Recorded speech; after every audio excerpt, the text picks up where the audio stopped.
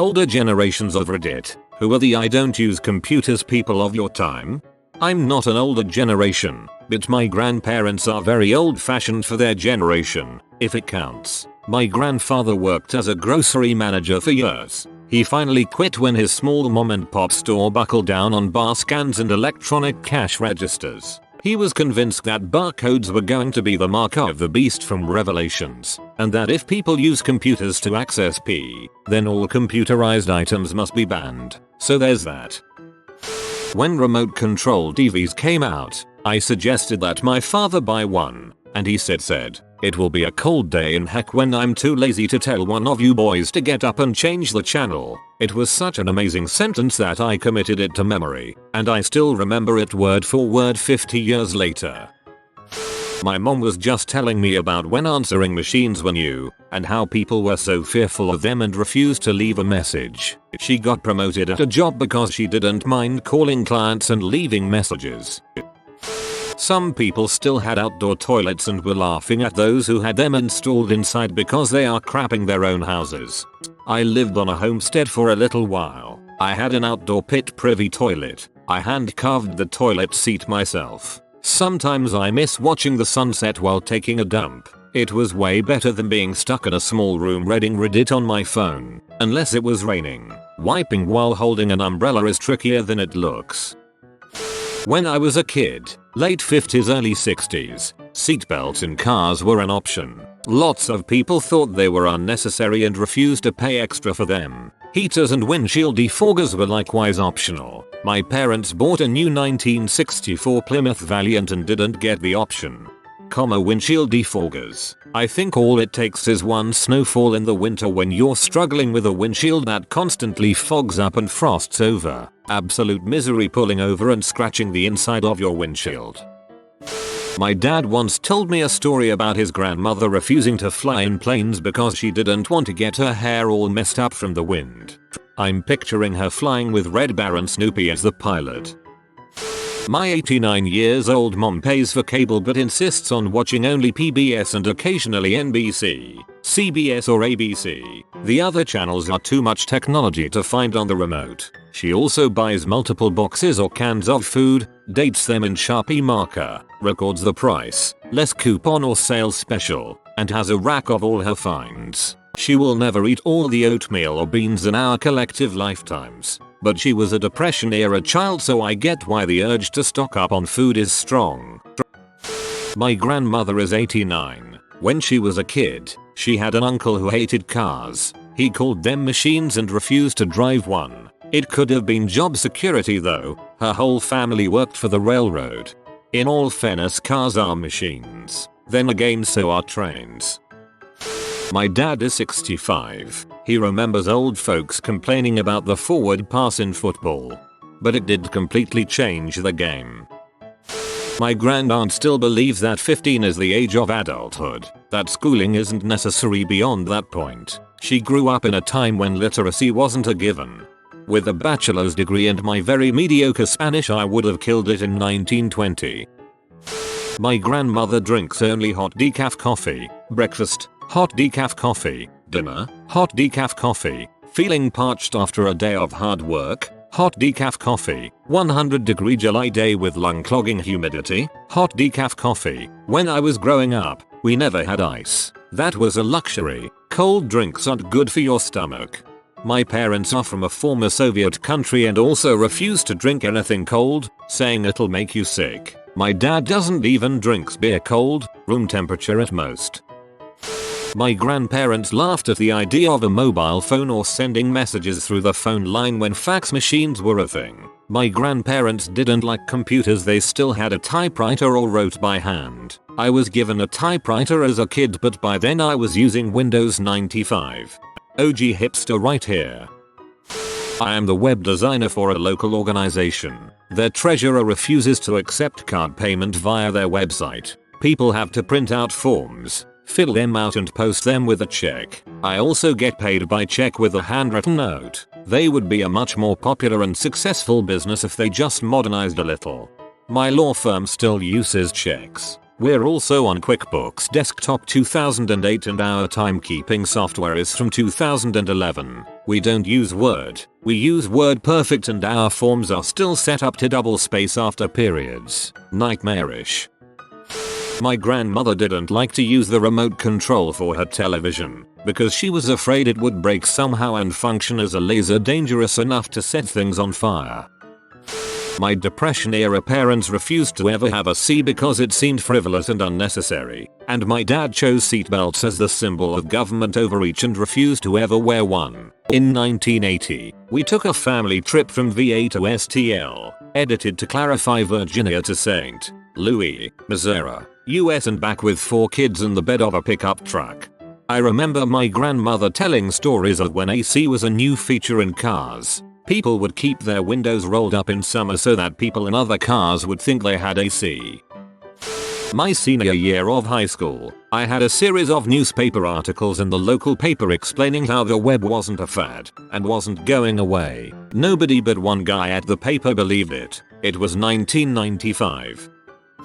I had a professor in college that taught building systems. He was like 80 years old, knew all the new ways to build a structure, never used CAD. All of his details and plans were hand drawn. I've taught a couple of classes on how to use more advanced functions in CAD. None of my students had ever even seen a French curve before. I was purposely taught how to hand draft in high school, 2007, before I learned CAD.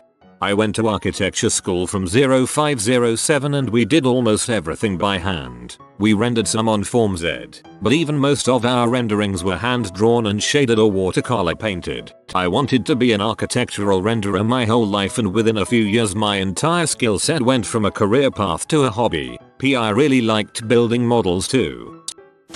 My father worked at a car dealership up until 2018, was a manager, and had a computer on his desk. Someone filed an impropriety claim on him, saying he sent lewd emails. IT came to his desk and logged onto his computer. Not only had he never sent email, he had never read one either. He had 60k unread emails. His boss asked him how he knew about meetings if he never checked his email. It's not hard. You see everyone get up and walking to a location. You follow. Needless to say, he was cleared, and the person making false claims was fired.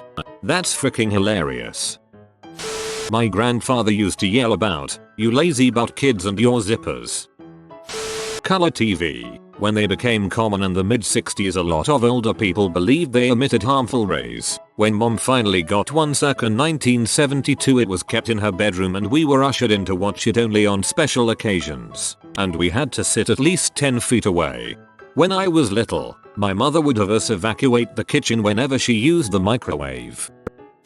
My grandmother is 97 and told me about people who would refuse to get air conditioning or drink sodas because they the devil's work. She grew up on a farm in a 2-room house with 11 family members living in that house. She always had sodas and the AC rocking and rolling all summer. My mother refuses to get a smartphone. She does, however, have a tablet with a data plan she takes with her everywhere, in addition to her dumb phone. When I point out that tablets are just big smartphones, she scoffs. What can you do? I don't read novels. My grandfather thought they were a plot by the elite to both ruin our eyesight and keep us locked away in a fantasy world. I said at one time I would never buy CDs. I liked albums and tapes too much. I never got rid of the albums and tapes, but I have many CDs also. When they first became available, I honestly felt that both CDs and DVDs were just an industry conspiracy to stop people from recording their own music movies with cassettes VHS. My grandpa used to tell me that he was basically set for life because he learned to read and write. Mass illiteracy wasn't as long ago as we like to think. I know a guy in his 60s that can't read or write and refuses to learn. He just relies on his wife for everything. Digital clocks are lazy. My school has to hold an assembly for the 5th graders every year who can't read analog clocks cause they can't afford to replace all the clocks in the middle high school building. Touch-tone dialing. My mom refused to pay the $1 and change a month to have it. She finally caved in around 2002.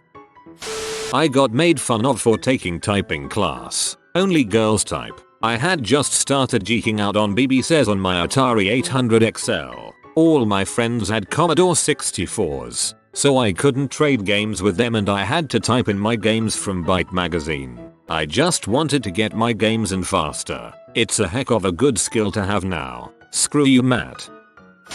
Grandfather thought graduating high school was a big deal. He graduated in 1941 and was the first in his family. We had a great aunt who hated using the washing machine and claimed it never cleaned the sheets properly.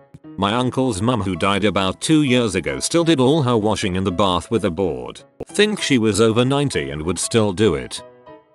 My grandparents were the first people to have a television in their neck of the woods, rural NC, in the 1950s. A big deal back then. Grandma told a story how when riding on a bus back from work one day, and a couple of her neighbors were on there too, they were talking about how the Blake Burners got one of them fancy TVs, saying how it was an evil thing and would simply bad of them to buy one and that they, the neighbors, were wise enough never to get one. Of course, they knew my grandmother was on the bus with them, as they said it really loud so she would hear them. Petty jealousy from them made my grandma run off the bus in tears. Story goes that Grandpa, a mechanic who was doing well enough they could buy a TV, was so livid that he refused to work on these neighbors' vehicles for decades. He was the only mechanic around for almost 20 miles, which then was an hour drive from anywhere else.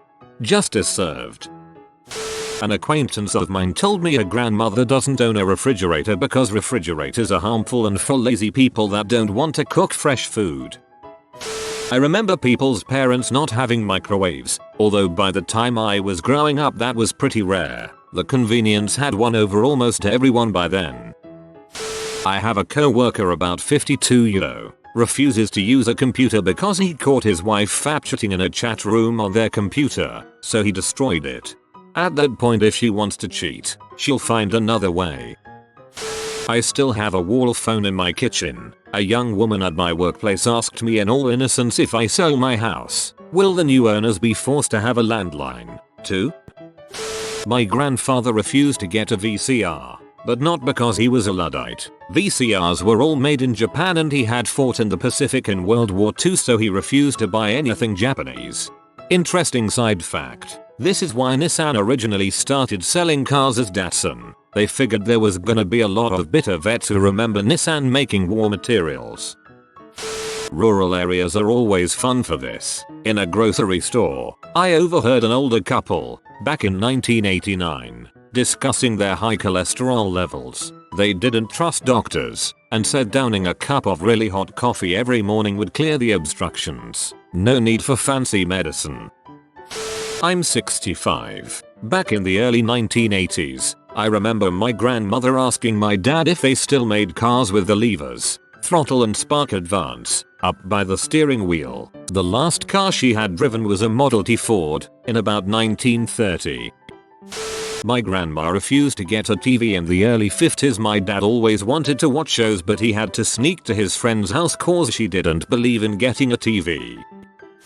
My grandfather was Mennonite, but had moved to a city and worked in factories as an adult. He even used to watch TV, until John Wayne died. Then he got rid of their set. He said it was evil to watch dead people moving around on the screen as if alive, like watching ghosts. He would constantly tell us that TV was the devil's work. As a kid, I started drawing cartoon characters, like animal characters and stuff. One day he asked to see my drawings, and he was outraged, saying I was drawing the product of bestiality, said it was evil. All that said, I loved him, and as I got older he and I got really close. He was a God-fearing man, but he was also a very humble, peaceful, and funny guy. He taught me woodworking, gardening, and the joy of just sitting quietly in nature. He was just trying to save you from becoming a furry. My aunt never learned how to drive a car. My grandmother refused to get a telephone because she couldn't hear out of one of her ears. Her reasoning: if she used the phone, she thought maybe she wouldn't be able to hear out of her other ear. She also refused to update from her coal stove to an electric or gas. Hot water was boiled. There wasn't a hot option on the faucet. My grandpa had to fight a hard campaign to get his dad and grandpa to switch from farming with horses to farming with tractors. His grandpa continued to maintain the horses for his own garden until his death in the 1960s. My grandmother lived without plumbing all her life. Drop toilet in a shack outside. Water from a well in a nearby field. She had a stone flagged floor and Stanley range for heating and cooking. She had a TV and a radio but content to just sit and chat with any passing visitors. My grandfather built his house by hand and didn't install plumbing until the 1950s. Nevertheless, he continued to use the outhouse, or if he didn't want to go outside, a bucket. He considered plumbing an indulgence for his wife and kids, not something a real man had any need for. You have been visited by the romantic doggo. Comment love is magic so you never fall in the friend zone. If you are new to the channel, you can subscribe. I publish new videos every day. Until then, check another video, or don't. Either way, have a great day you magnificent people.